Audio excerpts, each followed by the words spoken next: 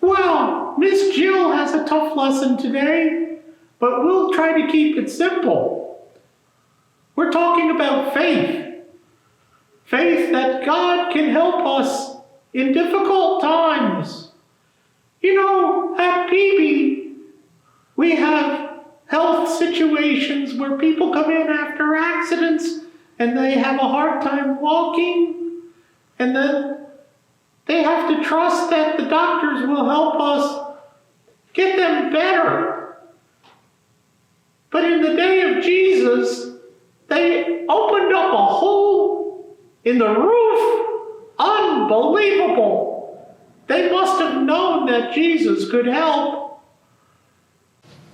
Thank you, Dr. Hope. Hi there, and welcome back. Today's lesson is a story about a man who was paralyzed. Can anyone tell me what paralyzed means? Well, in this story, paralyzed means the man can't walk. He couldn't use his legs. He would have always either had to be sitting or lying down. Just think for a minute how hard it would be to do things if you couldn't walk around. How would you get to the bathroom? How easy would it be to make new friends? All of those things would be pretty hard, right? Let's see how this story goes. Jesus was going from town to town, performing miracles, and of course, everyone wanted to see him. People were excited whenever they heard that Jesus was in their area because they either wanted to see a miracle or be the one healed. Jesus entered one of the homes in Capernaum. People quickly gathered around him. There were so many people crammed into this house, there was no room left, not even outside the door. It was completely filled up. There were 4 men who had heard Jesus was in town. They had a friend who was paralyzed, so they decided to carry their friend on a mat to see Jesus, hoping he would help their friend. When they got to the house, they saw there was no way they were going to get their friend past all the people who were crammed in the doorway into the house. They were so upset that they were not going to be able to see Jesus. I bet those 4 men were getting tired too, because, I bet that friend was heavy. They carried him. They didn't know how long Jesus was going to be in their town, so they felt like they really needed to figure out a plan for their friend to meet Jesus. The 4 men talked and decided they would take their friend up on the roof. On the roof? Well, back then, in those days, the roof was not made of shingles or metal like today. Their roof was kind of flat, like a deck on top of the house. It was made of tile or plaster that could easily be lifted or broken off. Some houses even had stairs that led up to the roof, so they could use that space like we use it as decks. Well, the 4 men went up on the roof and started digging through it. They carried their friend up to the roof and lowered him down into the house from the ceiling to where Jesus was standing. Imagine if you were in that house listening to Jesus talk, and all of a sudden you hear something coming from above you. The ceiling is crumbling a bit. Everyone stops talking and looks up to see what was happening.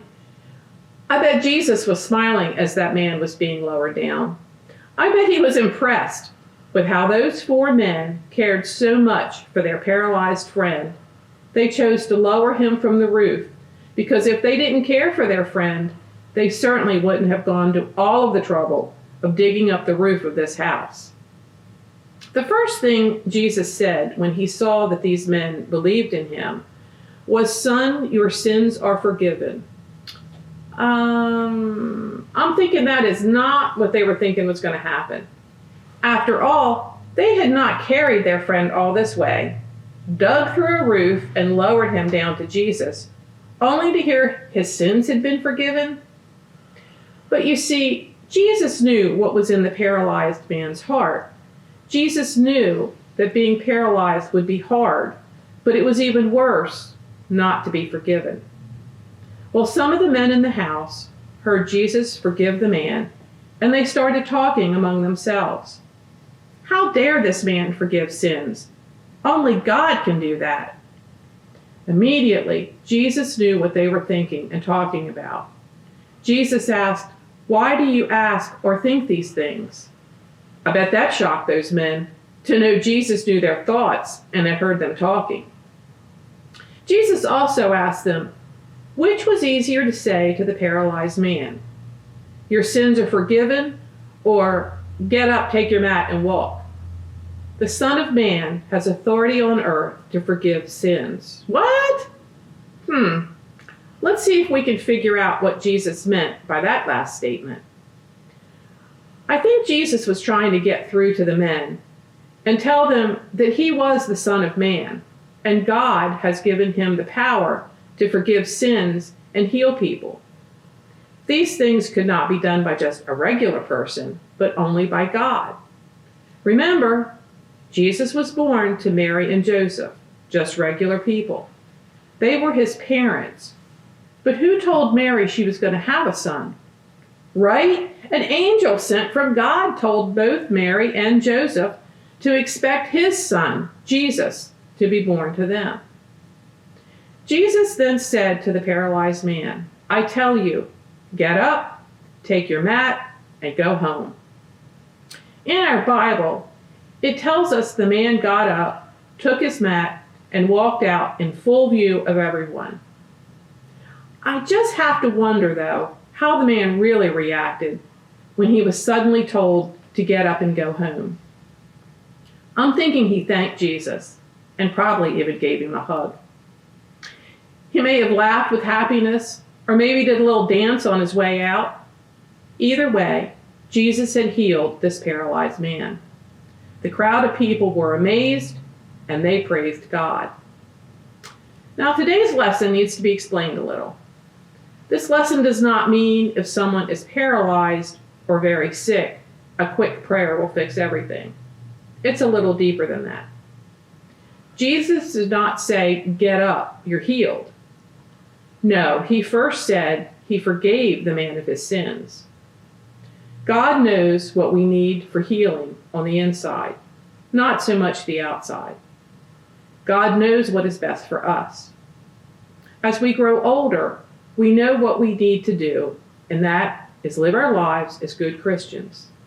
Yes, there are people out there who are paralyzed today, but there is always something to be thankful for. Perhaps someone was in an accident and became paralyzed. We thank God that person is still living, and as they adjust to their new life, we hope they continue to get better, not only on the outside, but on the inside. The power of prayer is strong. We need to remember, God doesn't cause things to happen to us, but he is there to help us get stronger, not only in our healing, but in our faith. Faith, our favorite word. Okay, kiddos, that ends another lesson. You should have already received your craft packets. This is what the finished craft looks like. I think this is one of the coolest ones we've done so far. You can see the paralyzed man being lowered into the room. Now, I did mine so that it looks like, when you hold it up, it looks like the paralyzed man is actually being lowered by these. You can also do it and kind of bend it down a little bit so it looks like he's coming down. I like it this way just because it looks like he's coming down from a ceiling, right? Because this is kind of like the ceiling part. But you can do it any way you want, and do you know why? Because it's your craft. There's no right or wrong. However you want to do it is the right way. So we see the different people in the house, and we see Jesus. When Jesus saw their faith, he said to the paralyzed man, "Son, your sins are forgiven." So that's our craft.